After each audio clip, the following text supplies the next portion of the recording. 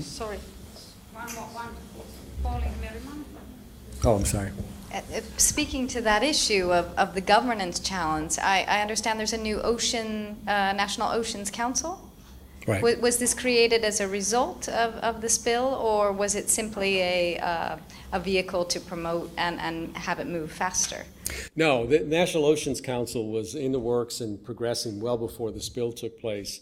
It is an outcome of the Obama administration's approach to try to deal with some of the recommendations that were put forth in the National Commission, Ocean Policy Commission a few years ago, that decried the lack of coordination among federal agencies in terms of ocean issues.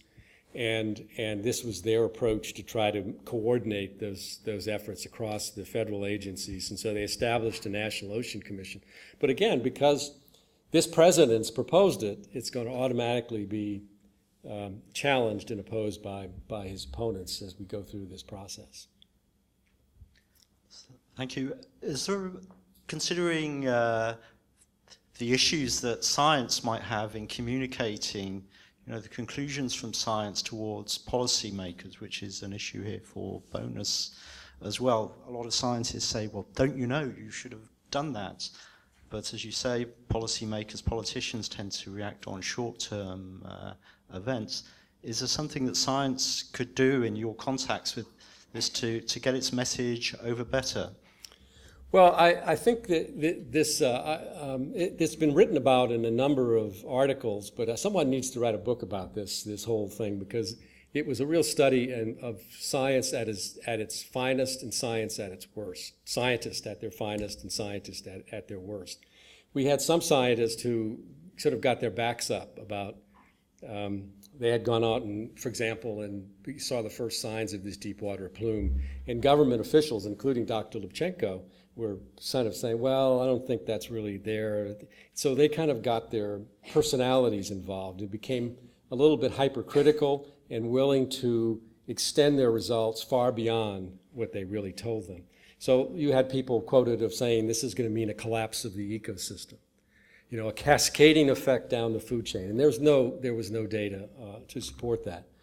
On the other hand, there were some folks who found ways that our National Science Foundation, a basic science agency, actually made a fairly amount, I think it's $30 million of money available and rapid response projects, so that you could write a proposal literally in an email and send it to the program office, and the next day they would commit you the money to be able to go out, small, not huge grants, but to go out and take advantage of this.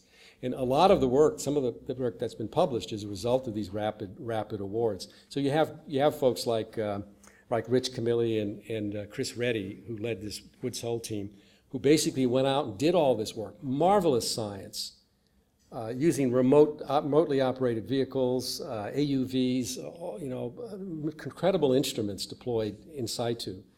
And they kept quiet about it until they published the paper.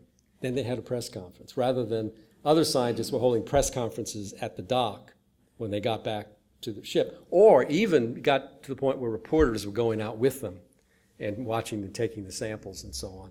So I think we can learn a lot about it. The government also didn't do a proper job of really kind of marshaling the best scientific expertise they had. So we made some recommendations about how to do that. In an area like this, why don't you just have a standby group of experts who, when this sort of thing happens, they're all agree that they're going to contribute and come together and experienced and wise scientists to help you think these things through.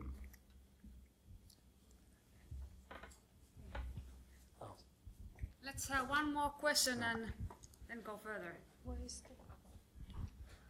It was a very interesting speech, and actually I have two comments. One comment is that in Poland, shale gas is very much important issue right now, and it's not a marine issue so far. It's on the terrestrial area, but maybe it will become a marine issue at some point later. So these experiences which you described today might be of very much relevance to the development in Poland. Right. But my question was rather different. You have mentioned about BP as a major player in this accident. Could you see, of course we know that BP will pay a lot of fines and penalties and all this stuff, and it will affect their economical situation. But did you observe any economical feedback on the branch as such and other companies and so on, did the branch as such suffered from this accident? Well, first of all, on the shale gas, we have the same big issues of shale gas, fracturing of shale deposits, hydrofracturing to release the gas, and lots of controversies, mostly on land, as you said at this point. With respect to the impacts, the impacts, what we know about the ecological impacts, actually, many people are sort of surprised that they weren't as dire and extreme as a lot of people had forecast. Largely because the type of oil it was a light crude oil. It stayed mostly offshore in deep water. A whole variety of things, warm water conditions, rapid degradation, that sort of evaporation. But having said that, the economic impact of this was huge.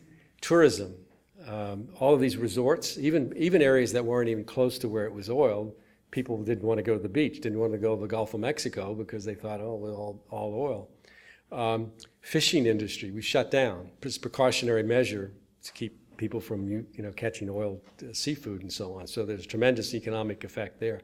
The industry itself, the administration, federal administration, put a moratorium on deep water drilling so that those projects that were either underway had to kind of hold and then go through another permitting process where safety precautions were put in place.